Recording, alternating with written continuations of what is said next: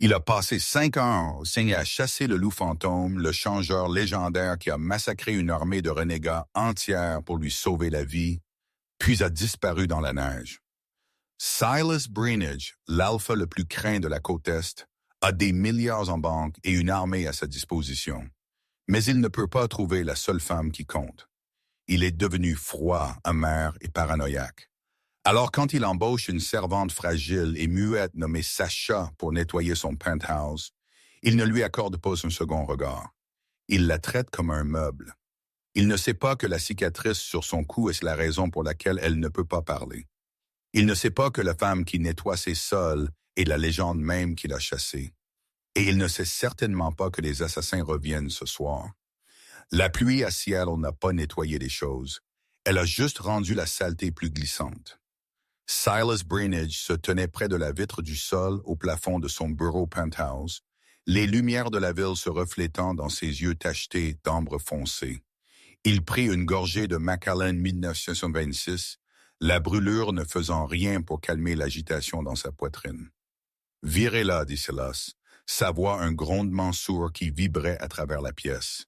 Gideon, son bêta et chef de la sécurité, soupira, déplaçant son poids.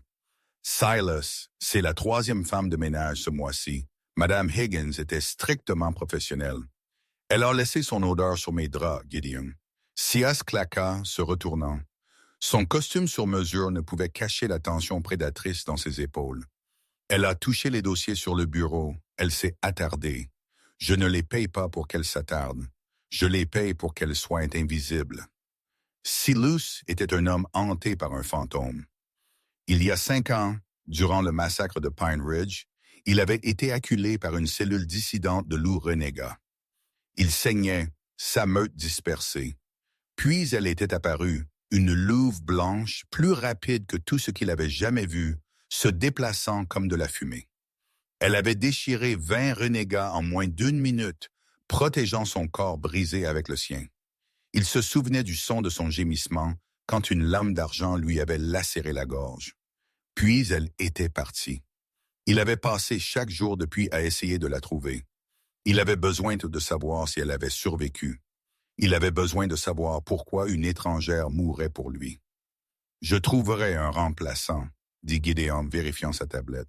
« Mais l'agence manque de candidats qui répondent à vos critères spécifiques. » « Je m'en fiche. Trouvez quelqu'un qui fait le travail et garde sa bouche fermée. Je ne veux pas les entendre. Je ne veux pas les saillir. Je veux un fantôme. » 2 jours plus tard, Sacha Doe se tenait dans l'ascenseur de service de la tour Breenidge. Elle portait un uniforme gris qui était 2 tailles trop grand, engloutissant sa silhouette élancée. Ses cheveux, d'un brun terne, étaient tirés en arrière dans un chignon sévère et peu flatteur. Elle ne portait pas de maquillage et sa tête était baissée. Elle serrait son panier de nettoyage avec une intensité à point blanc. « Tu ne devrais pas être ici », murmura son loup intérieur. C'était une voix faible et filandreuse. Sa louve était restée dormante pendant des années depuis la blessure. Sacha toucha le col haut de son uniforme.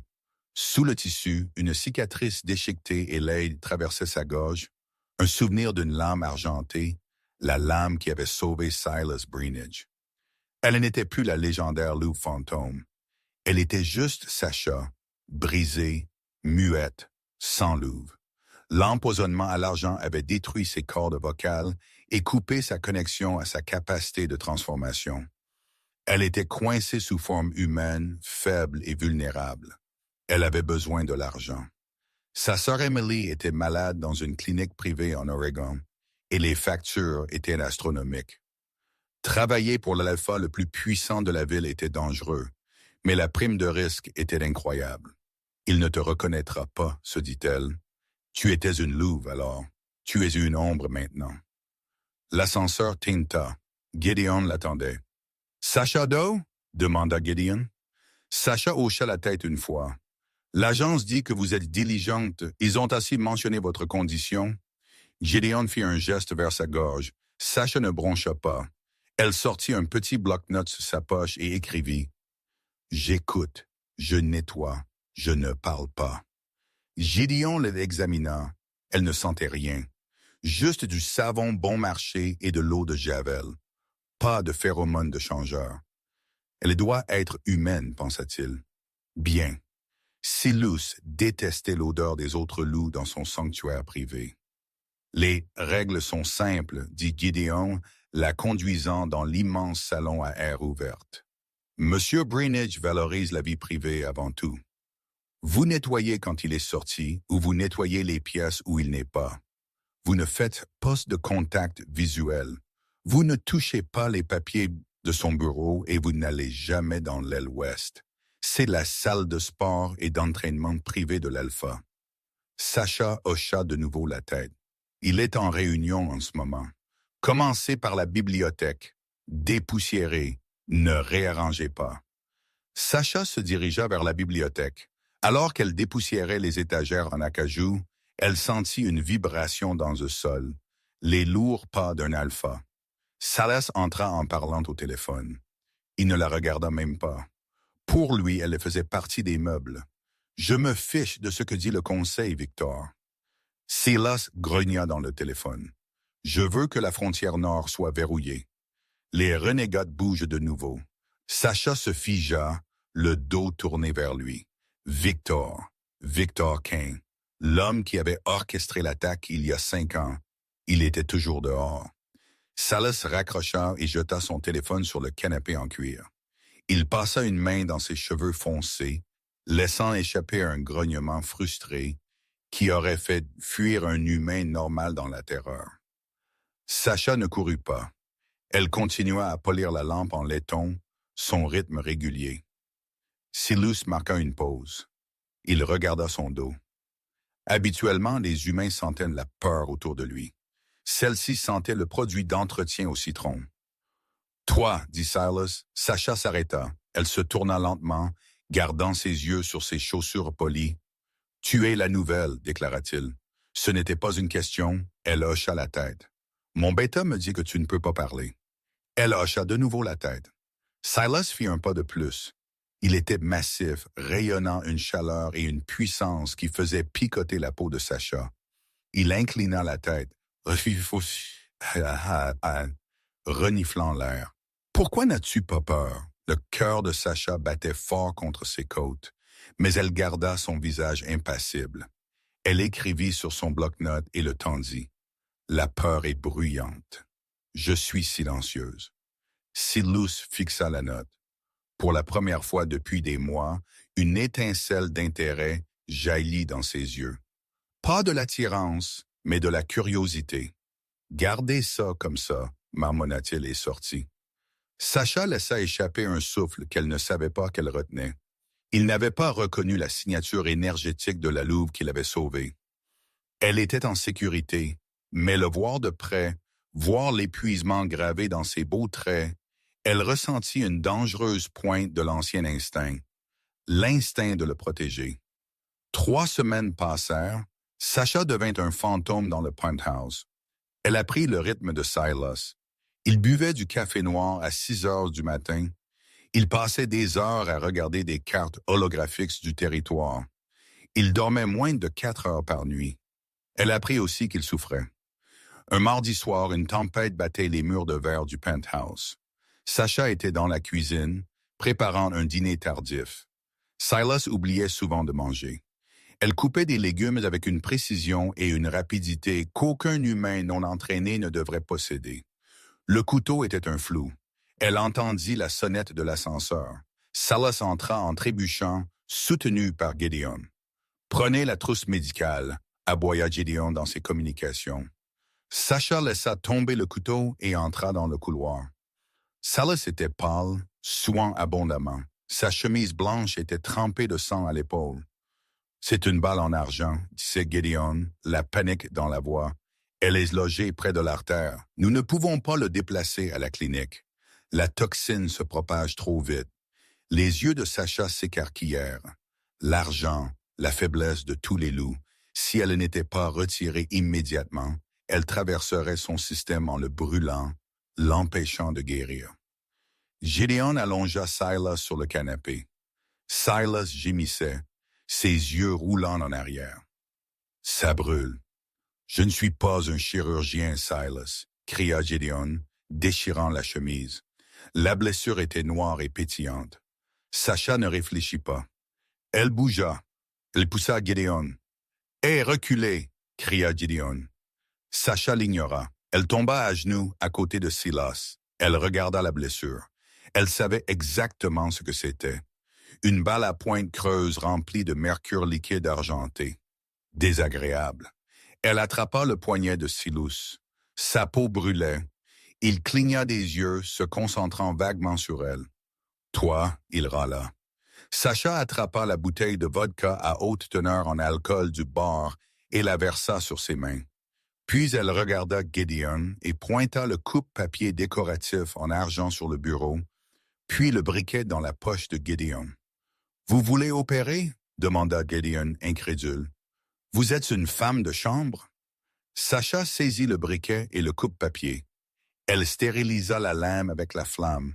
Ses mains étaient fermes comme un roc. Silas serra les coussins de cuir. « Laissez-la, » il haleta. « Faites-le. » Sacha posa une main sur la poitrine de Silas. Pendant une seconde, elle laissa une quantité microscopique de sa propre énergie, le peu qu'il lui restait, couler en lui pour stabiliser son cœur. Ses yeux se fixèrent sur les siens. Il le sentit. Un bourdonnement, une familiarité. Elle travailla vite, avec une précision qui évoquait le triage sur un champ de bataille. Elle élargit la blessure et creusa pour la balle. Silas rugit de douleur, ses griffes s'étendant, déchirant le canapé. Sacha ne broncha pas. Si elle avait été une humaine normale, ses coups l'auraient tuée. Mais elle bougea avec son corps, anticipant les spasmes. Cling! La balle tomba dans un bol en verre. Sacha attrapa immédiatement une serviette et appuya. Elle regarda Gideon, lui signalant d'appliquer les compresses et le baume cicatrisant. Gideon la fixait, la bouche ouverte. « Où avez-vous appris à faire ça? » Sacha se leva, ses mains couvertes du sang de l'alpha. Elle ne répondit pas. Elle s'essuya les mains sur son tablier, baissa la tête et se retira dans la cuisine. Silas gisait haletant, la couleur revenant lentement à son visage alors que sa guérison naturelle se déclenchait maintenant que l'argent était parti. Il fixa le plafond, puis tourna la tête pour regarder la porte de la cuisine. « Gideon, » murmura Silas. « Ouais, chef. »« Avez-vous vu comment elle a bougé? »« Ouais, elle a les mains fermes. »« Non. » Silas plissa les yeux. « Elle a anticipé ma transformation avant que je ne la fasse. Elle m'a maintenu quand je me débattais. Une fille humaine ne devrait pas avoir ce genre de force. Adrénaline, suggéra Gideon. Peut-être. Silas s'assit lentement, grimaçant. Faites une vérification d'antécédents plus approfondie sur Sacha Doe. Je veux savoir d'où elle vient. Je veux savoir qui étaient ses parents et vérifier les enregistrements de sécurité de ce soir. Tu penses qu'elle est une espionne? Je pense, dit Silas, regardant le sang sur ses mains, qu'elle est plus qu'une femme de chambre muette. Dans la cuisine, Sacha s'appuya contre le réfrigérateur, tremblante. Le contact avec son sang avait réveillé sa louve. Elle pouvait sentir la démangeaison dans ses gencives, le désir de se transformer. Mais le tissu cicatriciel sur sa gorge brûlait, un rappel brutal de ses limites. Elle s'était exposée. Elle avait montré de la compétence. C'était dangereux. Elle sortit son téléphone et envoya un message à la clinique. Traitement du paiement pour Emily ce soir. Gardez-la en sécurité. Elle devait rester. Elle devait être plus prudente. Mais le lendemain matin, la dynamique dans la maison avait changé. Quand elle apporta le café de Silas, il ne l'ignora pas. Il était assis à table, le dossier sur le loup fantôme ouvert devant lui. Une photo floue d'une louve blanche en plein saut était sur l'écran. « Merci pour la nuit dernière », dit Silas, sa voix douce, calculatrice. Sacha posa le café et hocha la tête. « Vous avez une formation médicale? » Sacha hésita. Elle écrivit. « Mon père était un infirmier de campagne dans l'armée. J'ai regardé. C'était une demi-vérité. Son père était un guérisseur de meurtre. Silas étudia son visage. Il cherchait quelque chose. « Vous m'avez sauvé la vie. Je vous dois une dette. » Et Sacha secoua rapidement la tête. « Pas de dette. C'est mon travail. Ce n'est pas le travail d'une femme de chambre d'extraire des balles d'un alpha, » dit Silas, se levant. Il la dominait. Il tendit la main et avec une douceur choquante toucha le col haut couvrant son cou. Sacha se figea. S'il baissait le col, il verrait la cicatrice. La cicatrice déchiquetée distinctive qui correspondait au rapport de police de la louve qu'il avait trouvé il y a 5 ans. La louve qui avait été lacérée à la gorge. Ses doigts effleurèrent le tissu. « Qu'est-il arrivé à ta voix, Sacha ?»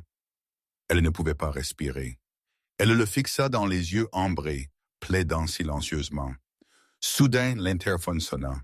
« Monsieur », la voix de Gideon coupa l'attention. « Victor Kane est dans le hall. Il dit qu'il a des informations sur les attaques de renégats. Il exige de vous voir. » Le visage de Silas se durcit instantanément. La tendresse disparut, remplacée par la cruauté de l'alpha. Il baissa la main. « Faites-le monter. » Silas ordonna. Il regarda Sacha. « Restez dans la pièce. Servez des boissons. Je veux un témoin qui passe inaperçu. » Sacha hocha la tête, ses genoux faibles. Victor Kane, l'homme qui avait causé sa cicatrice, l'homme qui reconnaîtrait son odeur si elle n'était pas prudente. Elle se retira au bord dans le coin de la pièce, se faisant aussi petite que possible. Les portes de l'ascenseur s'ouvrirent et Victor Kane entra. C'était un homme svelte et serpentin en costume de velours, sentant le parfum cher et la pourriture. Silas, Victor sourit, ses dents trop blanches. Tu as l'air terrible. J'ai entendu dire que tu avais eu un petit accident avec un tireur d'élite. Juste une égratignure, dit Silas, s'asseyant derrière son bureau. Que veux-tu, Victor? Je veux une trêve, dit Victor, rôdant dans la pièce. Il s'arrêta près du bar, près de Sacha. Sacha garda la tête baissée, polissant un verre. Victor renifla l'air. Il fronça les sourcils. Il se pencha près de Sacha, envahissant son espace personnel. « Et qui est-ce » demanda Victor, sa voix dégoulinante de faux charme. « Je n'ai jamais vu celle-ci avant. » Elle sent remarquablement ennuyeuse. « C'est la domestique, Victor. »« Laisse-la tranquille, » avertit Silas, un faible grognement dans sa voix. Victor ne recula pas. Il tendit la main et attrapa le menton de Sacha, la forçant à lever les yeux. Jolis yeux, cependant. Hantés. J'aime les choses hantées. Sacha fixa les yeux du monstre qui avait ruiné sa vie. La rage, chaude et aveuglante, éclata dans sa poitrine. Pendant une fraction de seconde, son contrôle glissa. Une basse vibration gutturale commença dans sa poitrine. Pas un son humain, un grognement. Victor se figea. Il relâcha son menton et recula, la regardant avec une suspicion soudaine. « Elle vient de me grogner dessus? » Victor rit nerveusement. Silas se leva. « Sors, Victor !» Victor regarda de Sacha à Silas. Un regard de réalisation naissante traversa son visage. « Intéressant. Très intéressant. Je me retire, Silas, mais surveille tes arrières. Le loup fantôme n'est pas le seul à avoir des secrets. » Alors que les portes de l'ascenseur se fermaient, Sacha s'effondra contre le comptoir. Silas la regardait. Il avait entendu le son dans sa poitrine, lui aussi. « Sacha, » dit-il doucement, « qui es-tu vraiment? » Silas Brainage n'est pas devenu un alpha milliardaire en ignorant ses instincts. Et à ce moment-là, chaque instinct qu'il possédait hurlait que sa femme de ménage était une menteuse. Pendant la semaine suivante, l'atmosphère dans le penthouse était assez épaisse pour en suffoquer. Silas arrêta d'aller au bureau. Il déplaça son centre de commandement au salon, étalant des plans et des listes de meurtres sur la table basse en obsidienne, observant Sacha du coin de l'œil alors qu'elle se déplaçait dans l'espace. Elle était exaspérément parfaite. Elle dépoussiérait sans déranger un seul papier. Elle remplissait son café avant qu'il ne puisse le demander. Elle se déplaçait avec une grâce fluide et silencieuse qui était efficace, oui, mais aussi prédatrice. Il remarqua comment elle ne tournait jamais le dos à la porte. Il remarqua comment elle suivait le mouvement des oiseaux devant la fenêtre avec une acuité qui appartenait à un chasseur, pas à une nettoyeuse. Le jeudi, le test commença. Silas était dans sa salle de sport privée dans l'aile ouest, la zone interdite. Il avait laissé la porte délibérément entrebâillée. Il rééduquait son épaule, la blessure par balle encore raide et douloureuse. Il était torse nu, la sueur brillant sur son dos cicatrisé, alors qu'il tentait de soulever un lourd haltère. Il gémit, le poids glissant. Il s'écrasa au sol. Bon sang, il siffla, serrant son épaule. Il attendit. 10 secondes plus tard, Sasha apparut dans l'embrasure de la porte. Elle n'était moins que c'est être là. Gideon avait été clair, ne jamais entrer dans l'aile ouest. Mais elle se tenait là, serrant une pile de serviettes fraîches, ses yeux écarquillés d'inquiétude. Elle observa la scène, le poil tombé, l'alpha en douleur. « Sors !» grogna Silas, l'attestant. « Je ne t'ai pas appelé. » Sasha ne partit pas. Elle laissa tomber les serviettes sur un banc et marcha vers lui. Ses pas étaient délibérés. Elle s'arrêta à 2 pieds, la chaleur de son corps irradiant vers lui. Elle pointa son épaule, puis sa propre main, mimant un mouvement de massage. « Je n'ai pas besoin d'un massage d'une femme de chambre, ricana Silas. J'ai besoin d'un guérisseur. » Sasha leva les yeux au ciel, une étincelle de défi qui le surprit. Elle marcha vers la trousse médicale fixée au mur, sortit un tube de gel relaxant musculaire, spécifiquement de l'arnica et des traces d'aconite, un mélange que seuls les changeurs utilisaient pour une récupération rapide, et revint vers lui. Elle tendit le tube. « Je peux aider. » La note sur son bloc-notes était griffonnée dans la hâte. Silas la fixa. « Tu sais ce que c'est? » Elle hocha la tête. « Bien, il défia. Fais-le. » Il s'assit sur le banc, lui tournant le dos. Il la sentait hésiter, puis ses doigts froids touchèrent sa peau brûlante. Au moment où la peau rencontra la peau, un choc électrique parcourut la colonne vertébrale de Silas. Ce n'était pas juste de l'électricité statique. C'était le lien de meute, le sentiment de reconnaître un parent ou quelque chose de plus. Son loup, habituellement dormant et grincheux pendant la journée, se mit soudain à arpenter sa poitrine, reniflant l'air. « Elle » grommela le loup, « en sécurité. » Sasha fit pénétrer le gel dans son épaule. Ses mains étaient petites, mais d'une force trompeuse. Elle trouva les nœuds de tension avec une précision infaillible, enfonçant ses pouces dans la fascia musculaire. Ça faisait mal, mais c'était une bonne douleur. Silas ferma les yeux, sa tête tombant en avant. « Tu as des mains fortes pour une fille qui dépoussière juste des étagères. » Sasha ne répondit pas. Elle ne pouvait pas. Elle continua juste à travailler. Son rythme hypnotique. « Mon bêta n'a pas pu trouver de certificat de naissance pour vous, » dit Silas doucement, sa voix basse et dangereuse. « Sasha Doe. Une Jane Doe. Un fantôme. » Les mains de Sasha hésitèrent une fraction de seconde, puis reprirent. Il a trouvé une trace d'une Sasha Doe travaillant dans un restaurant en Ohio il y a 3 ans. Mais avant ça, rien. C'est comme si tu étais tombé du ciel.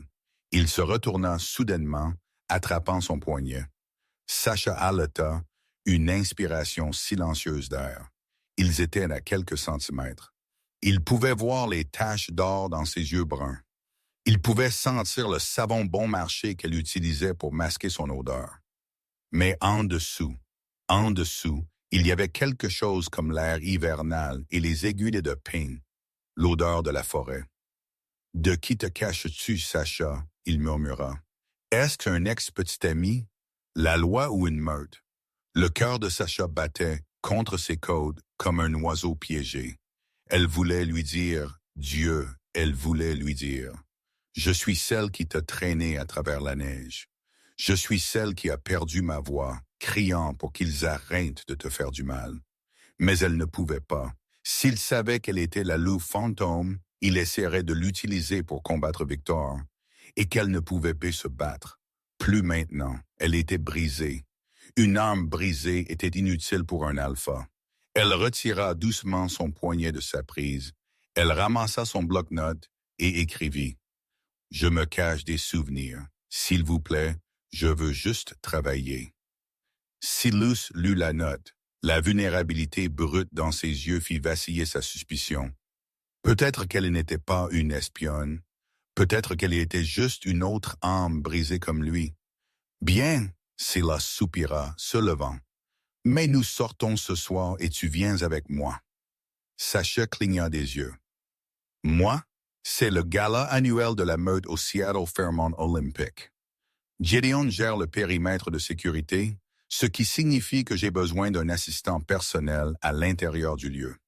Quelqu'un pour tenir mon manteau, aller chercher mes boissons et s'assurer que mon verre n'est jamais empoisonné. Il la regarda de haut en bas. Nous devons te trouver une robe. Tu ne peux pas ressembler à une nonne. Underscore, underscore, underscore, underscore, underscore, underscore, underscore, underscore, underscore, underscore, underscore, underscore, underscore, underscore, underscore, underscore. Le voyage shopping fut un flou de boutiques haut de gamme. Silas ne demanda pas son opinion. Il pointa simplement celle-là. Vert émeraude, dos nu et talons hauts. Quand Sasha sortit du dressing dans le penthouse ce soir-là, Gideon laissa tomber sa tablette. La robe était une colonne fluide de soie émeraude qui s'accrochait à ses courbes comme une seconde peau. Le dos était ouvert, révélant la ligne lisse et pâle de sa colonne vertébrale. Ses cheveux, habituellement dans ce chignon sévère, avaient été coiffés par une équipe que Silas avait engagée. Ils cascadaient en douces vagues sur une épaule. Mais la chose la plus frappante était le collier en velours que Silas lui avait donné. Un épais ruban vert émeraude qui couvrait complètement sa gorge, cachant la cicatrice déchiquetée. Silas entra dans la pièce, ajustant ses boutons de manchette. Il s'arrêta net. Il fit un lent cercle autour d'elle. « Acceptable », il murmura, bien que ses yeux brûlent d'une chaleur qui disait « étourdissant ». « Le collier reste », commanda Silas. « Il correspond à la robe. » Sasha toucha le velours. Elle savait qu'il ne le faisait pas pour la mode. Il le faisait parce qu'il détestait regarder les imperfections, ou du moins le pensait-elle. « Allons-y, dit Silas, offrant son bras. « Et souvenez-vous des règles. Vous êtes muette, vous êtes invisible. Vous observez. »« J'observe toujours, pensa-t-elle, prenant son bras. La grande salle de bal de l'hôtel Fairmont Olympic dégoulinait de cristal et de malice. C'était de l'événement social de la saison pour la coalition des Merges de la côte Est. Mais ce n'était vraiment qu'une occasion à peine voilée de fanfaronnade et de menaces. Des alphas de Chicago, New York et Boston étaient là, faisant tinter des verres de champagne tout en évaluant les jugulaires des uns des autres. Sasha marchait un demi-pas derrière Silas, serrant son dispositif de communication de rechange et une flasque d'argent de whisky. Le bruit était accablant. Pour une louve à l'ouïe sensible, le bavardage était un rugissement. Mais Sasha se concentra sur les battements de cœur. Tuc, tuc, calme. Tuc, tuc, tuc, nerveux. Tuc, posait tuc, menteur. Elle scanna la pièce. Elle vit Victor Cain de l'autre côté de la piste de danse tenir court avec un groupe de sympathisants renégats. Victor regarda Silas, leva un verre et ricana. « Reste prêt, » murmura Silas, sentant l'attention. « N'accepte de boisson de personne. » Un serveur s'approcha avec un plateau de gâteau de crabe. Sasha l'intercepta, reniflant l'air subtilement avant de hocher la tête à Silas. C'était propre. « Tu es doué pour ça, » nota Silas, prenant un gâteau de crabe presque comme un goûteur de poison. Soudain, les lumières s'éteignirent. L'ancien du Haut Conseil, un homme décrépit nommé Abernathy, monta sur scène pour donner le discours principal sur l'unité. La pièce devint silencieuse. Silas se tenait près d'un pilier de marbre, son corps tendu. Sasha se tenait dans son ombre, ses yeux s'élevaient vers le niveau du balcon. Un mouvement, un flash de lumière, pas un flash d'appareil photo, une lentille et de lunettes de visée. Sasha ne réfléchit pas. L'instinct qui avait sauvé Silas il y a 5 ans l'emporta sur sa peur. Elle n'avait pas sa voix pour crier « Sniper ». Elle n'avait pas sa forme de louve pour se transformer et l'attaquer. Elle avait un plateau de service en argent qu'elle venait de prendre à un serveur de passage. Crac! Le tir silencieux était à peine audible, mais l'impact fut violent. Sasha se jeta devant Silas, levant le lourd plateau d'argent comme un bouclier. Cling! La balle frappa le plateau, le déformant vers l'intérieur, la force projetant Sasha en arrière contre la poitrine de Silas. L'impact lui meurtrit les côtes, mais la balle ne pénétra pas. « À terre! » rugit Silas, la plaquant au sol alors que le chaos éclatait. Des cris remplirent la salle de bal.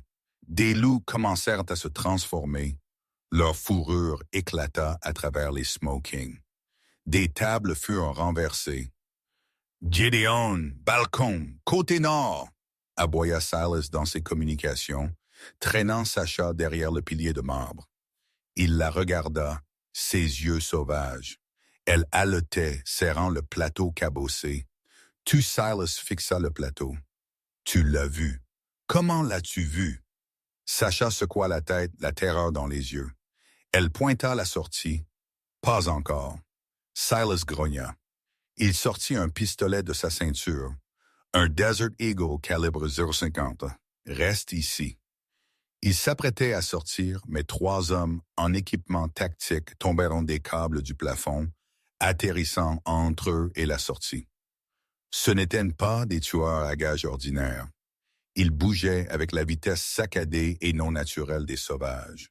Des loups injectés d'adrénaline pure et de sérum de rage. Silas tira 2 fois.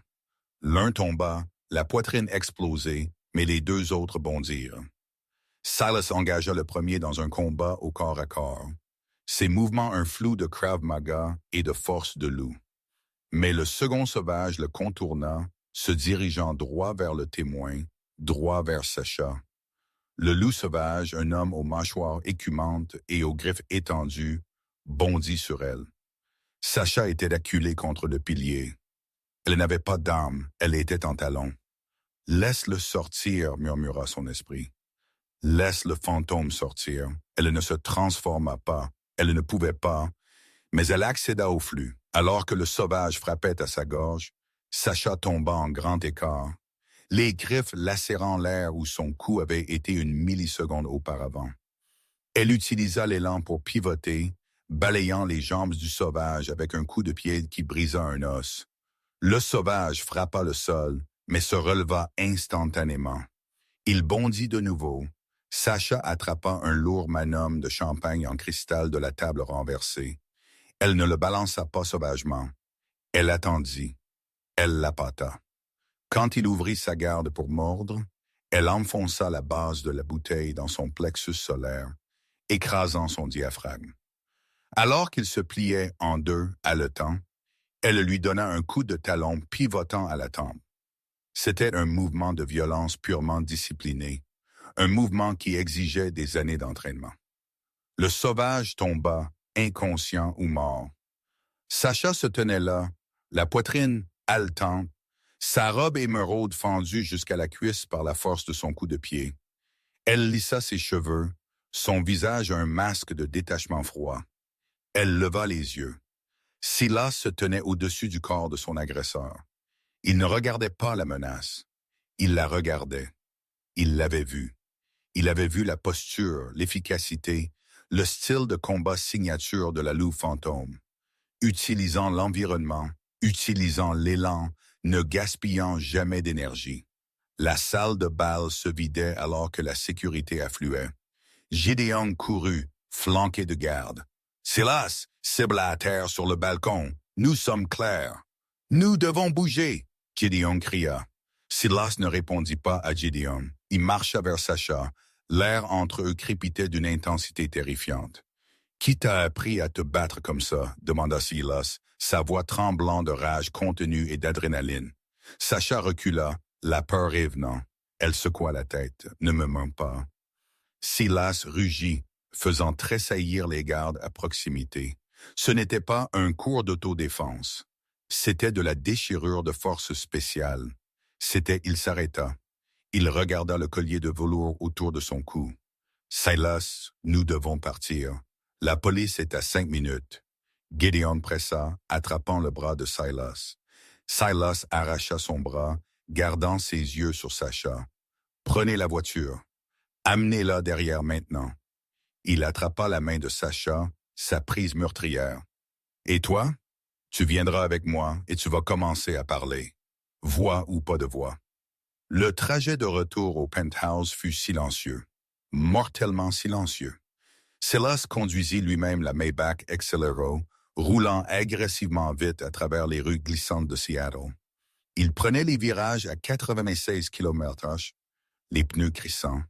Sacha s'assit sur le siège passager, regardant par la fenêtre. Elle savait que c'était fini. La charade était finie. Elle se prépara à l'inévitable rejet. Il chassait la louve fantôme parce qu'il voulait la remercier. Non. Les hommes puissants comme Silas chassaient les pistes lâches. Il voulait probablement savoir pourquoi elle l'avait laissé là. Ou peut-être qu'il s'est senti insulté qu'une femme ait dû le sauver. La montée en ascenseur jusqu'au penthouse ressemblait à une procession funéraire. Quand les portes s'ouvrirent, Silas entra dans le salon et jeta sa veste sur le sol. Il versa 2 verres de bourbon, en vida un, et laissa l'autre sur la table. « Asseyez-vous », il commanda. Sacha s'assit sur le bord du canapé, ses mains pliées sur ses genoux. Silas arpentait devant la fenêtre, les lumières de la ville encadrant sa silhouette sombre. « Il y a 5 ans, commença Silas, sa voix dénuée d'émotion, j'ai été laissé pour mort à Pine Ridge. Mon équipe était partie. J'avais 3 balles en moi. J'attendais la fin. Il se tourna pour lui faire face. Puis une louve blanche apparut. Elle était plus petite que les mâles, mais plus rapide. Elle se battait comme un démon. Elle m'a sauvé. Et puis, quand la menace fut passée, je l'ai cherchée. Je voulais l'aider. Elle saignait de la gorge. Sacha ferma les yeux. Elle pouvait encore sentir la douleur fantôme de la lame d'argent tranchant ses cordes vocales. « Elle a couru, dit Silas. Elle m'a quitté. Pendant 5 ans, je l'ai cherchée. J'ai vérifié chaque registre de meurtre. J'ai vérifié les renégats. J'ai vérifié les cimetières. » Il marcha vers elle, s'arrêtant à quelques centimètres. Il s'agenouilla pour qu'il soit à hauteur des yeux. « Pourquoi as-tu couru, Sacha? » Les yeux de Sacha s'ouvrirent en un éclair. Des larmes s'accumulaient en eux. Silas tendit la main. Sa main trembla légèrement. Il déplaça ses doigts vers le ruban des velours autour de son cou. Sacha tressaillit, sa main se levant pour l'arrêter. « Ne fais pas, » murmura Silas. « Ne te cache plus de moi, s'il te plaît. » Ce fut le brise-à-elle. Elle baissa sa main. Silas défit le fermoir du collier. Le velours tomba. La voilà, la cicatrice laide, déchiquetée, chéloïde qui traversait horizontalement sa gorge. C'était une marque de brutalité, une marque de silence. Silas la fixa. Il n'eut pas l'air dégoûté. Il eut l'air dévasté. Il traça la ligne de la cicatrice avec son pouce, son toucher léger comme une plume. « Victor Kane a fait ça, » dit Silas. « Ce n'était pas une question. C'est pourquoi il a reconnu votre odeur. C'est pourquoi vous avez presque changé de forme quand il vous a touché. » Sacha hocha la tête, une seule larme s'échappant et roulant sur sa joue. Silas pencha son front contre le sien. « Vous êtes la louve fantôme. Vous êtes celle qui m'a sauvé. » Sacha recula, cherchant son bloc-notes. Elle écrivit frénétiquement. « Je ne suis plus elle. Je suis brisée. Je n'ai pas de voix. Je ne peux pas changer de forme. Je vous suis inutile. » Elle arracha la page et la lui tendit. Silas la lut. Il froissa le papier dans son poing et le jeta à travers la pièce. Inutile. Silas rit, un son rauque et sec. Vous venez d'abattre un sauvage en talons de 4 pouces. Vous m'avez sauvé la vie ce soir encore. Vous m'avez sauvé de la balle en argent la semaine dernière. Il lui attrapa les épaules. Vous n'êtes pas brisé, Sacha. Vous êtes la chose la plus forte que j'ai jamais connue. Sacha le regarda, la confusion luttant avec l'espoir. « Mais pourquoi ?» Silas demanda, cherchant dans ses yeux. « Pourquoi avez-vous pris le poste de femme de chambre? Pourquoi ne m'êtes-vous pas venu en tant qu'égale? Je vous aurais donné la moitié de mon royaume. Sacha reprit le stylo. Sa main trembla. J'avais besoin d'argent pour Emily, ma sœur. Elle est mourante. Je ne voulais pas de charité. Je voulais le gagner. Et j'avais peur. Peur que vous me verriez comme une. Silas lutte la note. Son expression s'adoucit en quelque chose de profond. Emily, la clinique en Oregon. Sacha hocha la tête. J'ai acheté cette clinique il y a 3 jours, dit Silas avec désinvolture. La mâchoire de Sacha tomba. Je vous ai dit que je vous enquêtais. J'ai vu les paiements. J'ai acheté l'établissement pour assurer que la patiente, votre sœur, reçoive les meilleurs soins. Je ne savais pas qu'elle était votre sœur alors. Je savais juste que ma femme de chambre y envoyait 90% de son salaire. Il se leva et tira Sacha sur ses pieds. Vous n'êtes pas une servante, Sacha. Plus maintenant. Il encadra son visage. La tension qui s'était accumulée pendant des semaines, l'odeur de la pluie, les regards partagés, le sauvetage de vie s'écrasa sur eux. Silas baissa la tête et l'embrassa. Ce n'était pas un baiser doux. C'était la revendication d'un alpha. C'était possessif, désespéré et rempli de 5 ans de désir. Sacha fondit en lui, ses mains agrippant les revers de sa chemise. Pendant un instant, elle oublia la cicatrice. Elle oublia le silence. Elle se sentit entière, mais le moment fut brisé par la sonnerie du téléphone de Silas. Silas recula, essoufflé, son front reposant contre le sien. Ignorez-le. Il sonna encore et encore. C'est la ligne d'urgence, gémit Silas. Il marcha vers le bureau et le décrocha. Quoi? Son visage devint pâle. Toute la chaleur s'écoula de la pièce. Il regarda Sacha, ses yeux écarquillés d'horreur. « Sacha, dit-il. » Sa voix creuse. « C'est la clinique. » Sacha se figea. « Victor Kane, dit Silas, serrant le téléphone jusqu'à ce que le plastique craque. Il est à la clinique. Il a Emily. » Le monde de Sacha s'arrêta. Le bloc-notes tomba de sa main. Silas mit le téléphone sur haut-parleur. « Bonjour, Silas. » La voix de Victor suinta à travers le haut-parleur. « Et bonjour à la petite louve fantôme. Je sais que tu écoutes. Je me souviens de cette cicatrice. Dommage que je n'ai pas coupé plus profondément la première fois. » Sacha fit d'un son. Un cri guttural étouffé d'angoisse pure. « Voici l'accord, continua Victor. Je veux le territoire Greenwich. Tout. Les codes, les actifs, la terre. Vous avez jusqu'à l'aube pour le céder. Si vous ne le faites pas, eh bien, disons simplement qu'Emily va avoir une cicatrice très similaire à celle de sa grande sœur. Seule la sienne sera fatale. » La ligne se coupa. Sacha resta paralysé. Puis un changement la submergea. Les larmes s'arrêtèrent. Les tremblements s'arrêtèrent. Elle regarda Silas. La chaleur avait disparu de ses yeux, remplacée par une froide détermination d'acier. Les yeux de la louve fantôme. Elle marcha vers le bureau, ramassa le coupe-papier en argent, le même qu'elle avait utilisé pour le sauver, et le claqua dans le bois. Elle écrivit un mot sur la surface du bureau, le gravant dans l'acajou cher. Guerre. Silas regarda le mot, puis elle. Il vit le changement dans sa posture. Elle n'était plus la femme de chambre. Elle n'était même pas la file brisée. Elle était la prédatrice qui avait massacré 20 loups dans la neige. Silas sourit, un sourire sombre et terrifiant. « Gideon !» cria-t-il, sa voix faisant trembler les murs. « Préparez le jet et déverrouillez l'armurerie. Tout. » Il se tourna vers Sacha. « Allons chasser. » Le Gulfstream G650 fendit les nuages, se dirigeant vers le sud vers la nature sauvage de l'Oregon. À l'intérieur de la cabine, l'air était froid et sentait l'huile d'armes. Silas Greenwich ne portait plus son costume italien. Il était vêtu d'une armure tactique noire mat, vérifiant le chargeur d'un AR-15 personnalisé. Gideon était assis en face de lui, examinant des flux de drones de la clinique sur un ordinateur portable renforcé. Sacha était assise à l'écart d'eux. Elle avait retiré la robe émeraude. Elle portait maintenant une combinaison furtive que Silas avait sortie de son armurerie privée. Tissage Kevlar léger, flexible, silencieux. Silas se leva et marcha vers elle. Il tendit 2 objets. Coram bits, dit-il, plaçant les lames courbes dans ses mains. Alliage de titane, pas d'argent. Nous ne voulons pas nous blesser. Sacha saisit les poignets. Il semblait familier. Bien. Ici, dit Silas, lui tendant un micro de gorge tactique. Il l'ajusta doucement autour de son cou cicatrisé.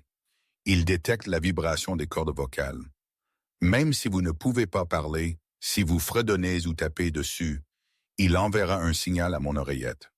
Un tap pour oui, 2 pour non, 3 pour danger. Sacha tapa une fois. Oui, Gideon. Rapport, ordonna Silas, se retournant vers les écrans. C'est mauvais, Silas, dit Gideon, pointant l'imagerie thermique. La clinique est une forteresse. Victor a au moins 40 mercenaires patrouillant le périmètre. Ils ont des armes lourdes. Et regardez ici. Il zooma sur le toit. Pulvérisateur de brouillard de nitrate d'argent. Si nous essayons de nous transformer en forme de loup n'importe où près de ce bâtiment, le brouillard nous brûlera les poumons avant que nous ne fassions un pas, Silas jura doucement.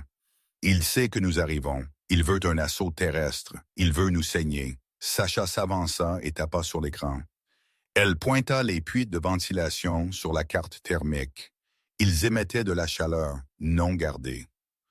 Les conduits sont trop petits pour un homme, argua Gideon, et définitivement trop petits pour un loup. Sacha regarda Gideon, puis se désigna. Elle bougea sa main dans un mouvement ondulant. Pas pour un humain, Silas la fixa. Tu veux entrer seul pendant que nous attirons leur feu à l'avant? Sacha tapa le micro une fois. Absolument pas, grogna Silas. Tu n'es pas sacrifiable. Je ne vous envoie pas dans la fosse aux lions. Sacha attrapa le gilet tactique de Silas et le tira à son niveau. Ses yeux étaient féroces, brûlants d'une intensité dorée. Elle sortit son bloc-notes. Je suis le fantôme. Il ne cherche pas les fantômes. Il cherche des alphas. Vous êtes la distraction. Je suis la lame. Silas lut la note. Il détestait ça. Chaque cellule de son corps criait de l'enfermer dans l'avion et de la garder en sécurité. Mais il regarda la carte tactique. Gideon avait raison. Un assaut frontal était un suicide. Il serait une fauchée avant d'atteindre la porte d'entrée. Bien. Silas respira, sa mâchoire serrée. Mais vous gardez cette ligne de communication ouverte. Si vous tapez 3 fois, je brûle le bâtiment pour vous atteindre. Compris? Sacha hocha la tête. La clinique était nichée dans une vallée de pins, maintenant saupoudrée de neige. C'était étrangement silencieux. Silas et Gideon, flanqués d'une escouade d'élite Greenwich, lancèrent l'assaut sur la porte principale. Des explosions secouèrent la nuit alors qu'ils franchissaient le mur d'enceinte. Des tirs éclatèrent immédiatement, des balles traçantes illuminant le ciel sombre. Greenwich est ici. Un mercenaire cria. Pendant que le chaos se déroulait à l'avant, une ombre se détacha de la ligne d'arbres à l'arrière du bâtiment. Sacha bougea comme de l'encre dans l'eau. Elle escalada la gouttière, ses muscles criants mais tenant bon. Elle atteignit le toit. Les pulvérisateurs de nitrate d'argent sifflaient, recouvrant le toit d'un brouillard toxique. Sacha retint son souffle, serrant son masque à gaz. Ça lui brûlait légèrement la peau. Mais elle était sous forme humaine, donc l'effet était diminué. Elle trouva le conduit. Elle dévissa la grille avec son couteau et se glissa à l'intérieur. Le système de ventilation était un labyrinthe de tunnels métalliques claustrophobes. Sacha rampa sur ses coudes et ses genoux, comptant les virages qu'elle avait mémorisés des plans. En dessous d'elle, elle pouvait entendre les sons étouffés de la bataille à l'extérieur. Silas se battait. Elle devait se dépêcher. Elle atteignait la grille au-dessus de l'unité de soins intensifs. Elle regarda en bas. La pièce était d'un blanc stérile. Au centre, connecté à un effrayant éventail de machines, se trouvait Emily. Sa petite sœur avait l'air si petite, sa peau translucide. Victor Kane se tenait au-dessus d'elle. Il tenait un détonateur à distance. « Allez, Silas. » Victor marmonnait pour lui-même, regardant les moniteurs de sécurité. Entré par la porte d'entrée comme un bon petit héros. Sacha ne fit pas de bruit. Elle déverrouilla soigneusement le conduit. Elle tomba. Elle atterrit derrière une pile d'équipement médical, silencieuse comme une chute de neige. Victor ne se retourna pas. Il était trop concentré sur l'écran où l'équipe de Silas Worth était en train de franchir le hall. Sacha s'avança furtivement. Le karambit dans sa main droite inversée pour une frappe mortelle. Elle était à 3 mètres. 5. Soudain, les portes de l'ascenseur dans la pièce tintèrent. Victor se retourna, surpris. Sacha bondit. Mais Victor était un alpha. Ses réflexes étaient plus rapides que ceux d'un humain. Il vit le flou de mouvement et se jeta en arrière. La lame manqua sa jugulaire, lui infligeant une profonde entaille à travers la poitrine à la place. « Toi !» rugit Victor, serrant sa poitrine. Il recula précipitamment et appuya sur le bouton d'alarme sur le mur. Des lumières rouges clignotèrent. Des volets d'acier s'abattirent sur les fenêtres et les portes, scellant la pièce. « Alors !» ricana Victor, du sang s'échappant entre ses doigts. La muette a fait. J'aurais dû savoir. Sacha se tenait entre Victor et le lit d'Emily. Elle fit tournoyer les couteaux, sa posture large. « Tu ne peux pas me battre sous forme humaine, petite fille. » Victor rit, ses yeux brillants de rouge. « Et tu ne peux pas te transformer. Je sais pour ta blessure. Tu n'es que de la chair. » Victor commença à se transformer. Ses os craquèrent et se remodelèrent. De la fourrure poussa. Il se transforma en un énorme loup gris galeux, grognant, la bave, dégoulinant de ses mâchoires. Sacha tint bon. Elle était 120 livres de femelle humaine contre 400 livres de prédateur surnaturel. Elle tapa son micro de gorge 3 fois. Danger, Sacha. La voix de Silas explosa dans son oreillette. Je suis à l'ascenseur. C'est scellé. Je ne peux pas entrer. Le loup Victor bondit. Sacha glissa sous le lit, les mâchoires massives claquant à ses talons. Elle roula de l'autre côté et lacéra sa patte arrière. La lame coupa profondément, mais le loup ne broncha presque pas. Il tourna sur lui-même, sa queue la fouettant au visage, la projetant contre la machine EKG. Des étincelles volèrent. Sacha gémit, goûtant le sang. Le loup rôda vers elle. Il ne se précipitait pas maintenant. Il jouait. Sacha regarda Emily. Sa sœur était toujours inconsciente du monstre dans la pièce. « J'ai besoin de plus de pouvoir. » Sacha cria intérieurement. « J'ai besoin du fantôme. » Le loup bondit. Sacha n'esquiva pas. Elle attrapa une bonbonne d'azote liquide du chariot médical et en brisa la valve contre le sol, pulvérisant le gaz gelant directement sur le visage du loup. Victor hurla, un son de confusion et de douleur, aveuglé momentanément. Sacha se jucha sur son dos. C'était un mouvement suicidaire.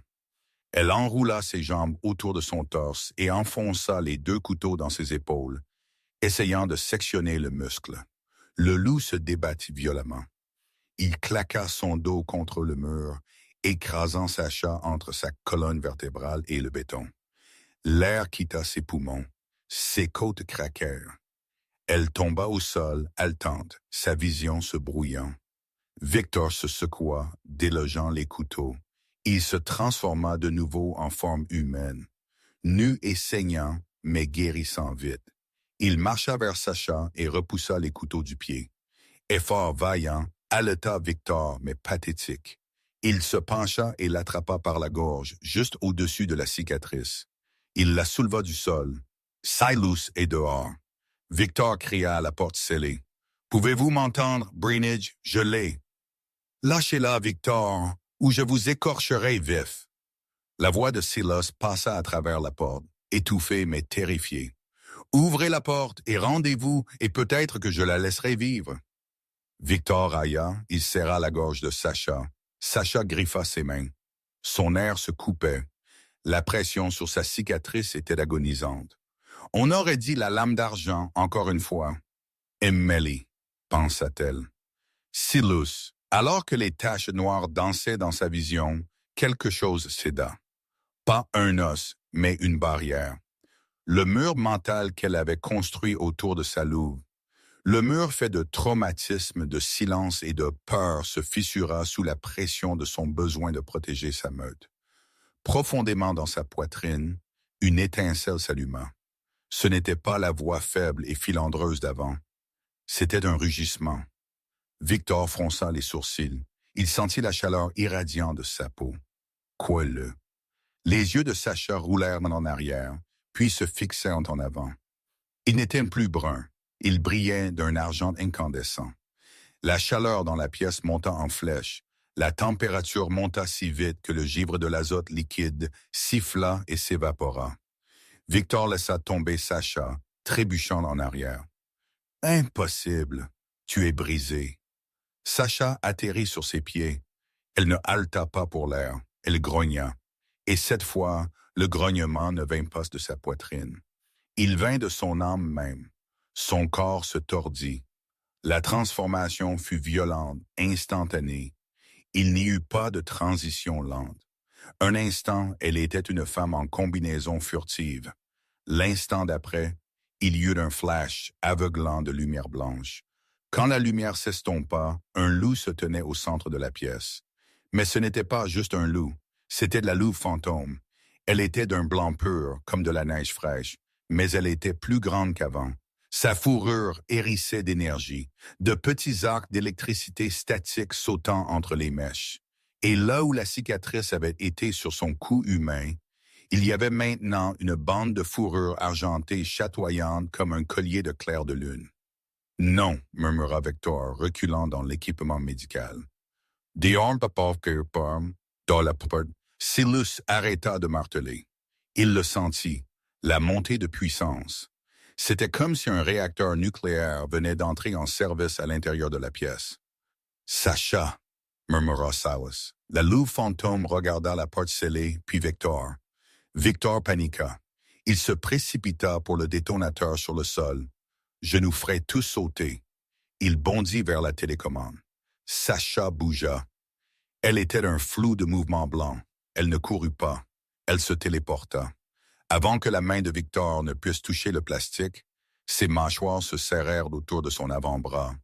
Crunch! Victor cria alors que l'os se brisait.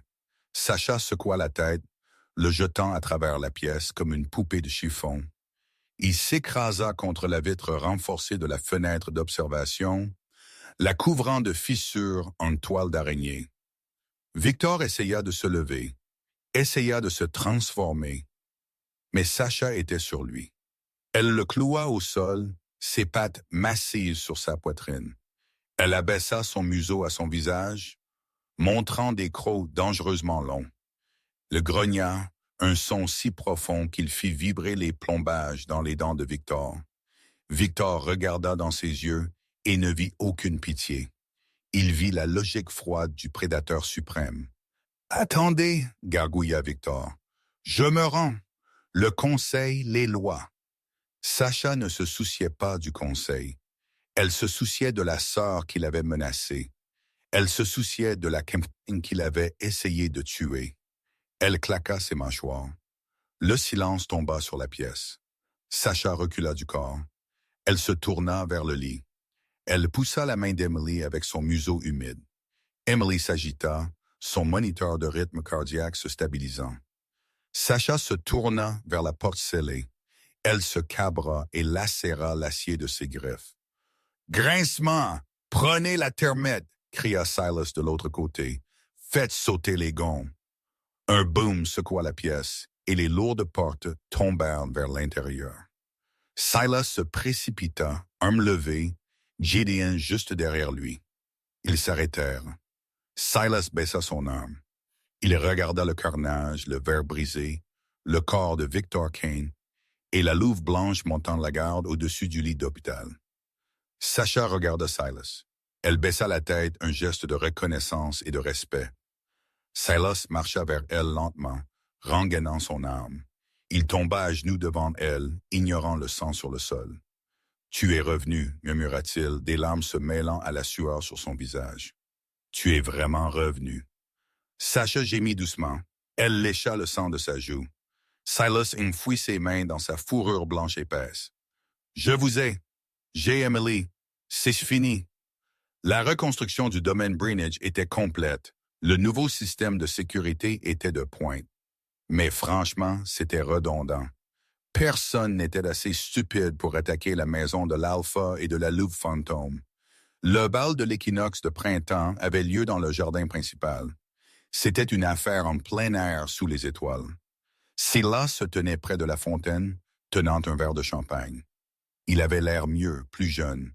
Les lignes de stress qu'il avait définies pendant 5 ans avaient disparu. Emily était là aussi. Elle était en fauteuil roulant, se remettant encore des mois de négligence, mais elle riait. Elle était entourée de jeunes loups de la meute qui se disputaient son attention. « Elle a l'air heureuse », dit une voix à côté de lui. Silas se tourna. Sacha se tenait là. Elle portait une robe bleu nuit qui scintillait comme le ciel nocturne. Mais le changement le plus important n'était pas la robe. C'était sa voix. Elle était rauque, profonde et rugueuse, comme du gravier se déplaçant sur du velours. Mais elle était là. Les guérisseurs ont dit que la transformation avait régénéré le tissu cicatriciel, restaurant 80% de sa fonction vocale. « Elle est heureuse », dit Silas, enroulant un bras autour de la taille de Sacha, parce qu'elle est en sécurité. « Nous sommes tous en sécurité », râla Sacha. Elle se pencha dans son toucher, savourant la chaleur. Les invités s'écartèrent alors qu'ils marchaient vers la piste de danse. Les gens fixaient, ils chuchotaient. « C'est elle, ils dirent, celle qui a tué Cain, celle qui ne parle jamais à moins que ce ne soit pour donner un ordre. » Sacha ne se souciait pas des chuchotements. Elle ne se souciait que de l'homme qui la tenait. Silas la tira près pour une danse lente. « Tu sais, » il murmura à son oreille, « nous n'avons jamais terminé notre conversation de cette nuit-là, la nuit où je t'ai embauché. » Sacha leva les yeux, haussant un sourcil. « Laquelle? »« Celle où je t'ai demandé pourquoi tu n'avais pas peur de moi. » Sacha sourit. C'était une chose rare et radieuse qui illumina son visage. « Je n'avais pas peur, dit-elle, sa voix hésitante mais forte, parce que je connaissais votre cœur. Je l'ai entendu battre dans la neige il y a 5 ans. Il bat pour la meute. Il bat pour moi. » Silas lui embrassa le front. « Il ne bat que pour toi. » Il la fit tournoyer, et pour la première fois de sa vie, Sacha ne se sentit pas comme un fantôme. Elle ne se sentit pas invisible. Elle se sentit vue. Elle se sentit entendue. Elle était la compagne de l'Alpha. Elle était la louve fantôme. Et elle était finalement chez elle. Quelque part au loin, un loup hurla à la lune. Un son de pure joie. Et c'est l'incroyable histoire de Silas et Sacha. D'une servante muette nettoyant les sols à la guerrière légendaire sauvant son Alpha. Quel voyage! J'ai vraiment aimé comment l'écrivain a transformé la faiblesse de son silence en sa plus grande force tactique pendant cette bataille finale. Et pouvons-nous parler de ce mouvement à l'azote liquide? Pur génie. Si vous avez aimé cette histoire, s'il vous plaît, écrasez ce bouton « J'aime ». Cela aide vraiment la chaîne à grandir. Et si vous voulez plus de drames romantiques avec des héroïnes intrépides et des alphas protecteurs, assurez-vous de vous abonner et d'appuyer sur la cloche de notification pour ne jamais manquer une mise en ligne. Faites-moi savoir dans les commentaires. Si vous étiez un changeur, quelle serait la capacité spéciale de votre loup? Je mettrai un cœur à mes réponses préférées. Merci d'avoir écouté et je vous verrai dans la prochaine histoire.